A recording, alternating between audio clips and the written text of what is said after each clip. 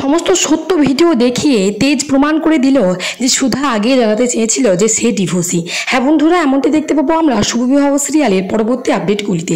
তেজ যে সুধা যে ডিভোর্সি সেটা আগে জানাতে চাইছিল, সেটা প্রমাণ করতে অফিসে ছদ্মবেশে যায় আর সেখানে সমস্ত প্রমাণ দেখতে পেয়ে যায় যে সত্যিই সুধা জানাতে চেয়েছিল যে সে ডিভোর্সি, কিন্তু ইমন সেই চিঠিটা ইচ্ছে করে চালাকি করে সরিয়ে নেয়।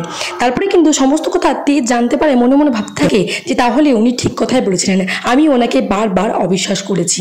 ওদিকে কিন্তু ঠাম্মি সুধাকে সমস্ত দায়িত্ব কর্তব্য দেয় আর দায়িত্ব কর্তব্য খুব ভালোভাবে পালন করতে থাকে সুধা, আর ঠাম্মির মন জয় করে নেয়। তারপরে চলে আসে ঠাম্মির জন্মদিন, আর ঠাম্মির জন্মদিনে পায়েস কেক বানিয়ে ঠাম্মির মন জয় করে নেয় সুধা, আর বলে বড়নাথ বৌমা, এই নাও এই বাড়ির বসু মল্লিক পরিবারের চাবি, তুমি এই চাবির যোগ্য, তবে তোমাকে একটা কথা দিতে হবে যে এই বাড়িতে তুমি কোনোদিনও কলঙ্কের দাগ লাগতে দেবে না।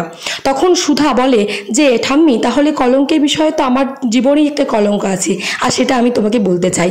তখন ঠাম্মি বলে, কি কলঙ্ক? তখন সুধা বলে যে আমি আগে ডিভোর্সি। এই কথা শুনে ঠাম্মি ভীষণভাবে অবাক হয়ে যায় আর সুধার উপর রেগে যায়, বলেন বড়নাথ বৌমা, তুমি আমাদেরকে মিথ্যা কথা বলেছো, তুমি শেষ পর্যন্ত মিথ্যার আশ্রয় নিয়েছো, আমাদেরকে ঠকিয়েছো। আর তখনই চলে আসে তেজ প্রমাণ নিয়ে আর বলে, না ঠাম্মি, সুধা কাউকেই ঠকায়নি, সুধা কাউকে ঠকাতে চায়নি, সুধা সবাইকে বলতে চেয়েছিল যে সে ডিভোর্সি, কিন্তু ইমন চালাকি করে সমস্ত কাগজ পাল্টে দিয়ে সুধাকে দোষী করে। তারপরেই কিন্তু সেই ভিডিওটি ঠাম্মিকে দেখায় তেজ। আমি সমস্ত সত্য কথা জানতে পেরে যাই যে বাড়ি থেকে বের করার আগেই সুধার ওপর খুশি হয়ে যায় ঠাম্মি।